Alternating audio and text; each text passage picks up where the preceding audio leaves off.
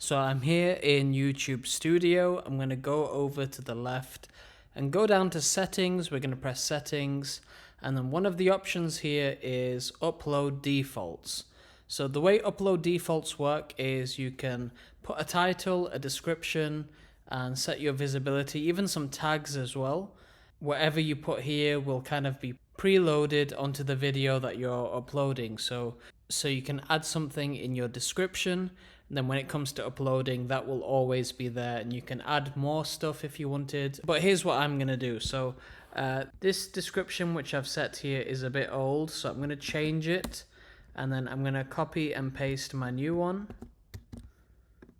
So this is going to be here. You can also change your visibility and tags, so that would be always present when you're uploading.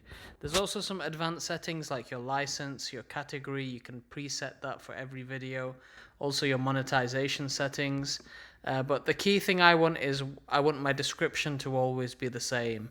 And then on each individual video, if I want to make a change, I can do that kind of manually. But this will save me time because I have to generally go to my notes, copy this, paste it when I'm uploading a video, and that takes time, whereas this will just set it as it is. So that's how you set your upload defaults on YouTube.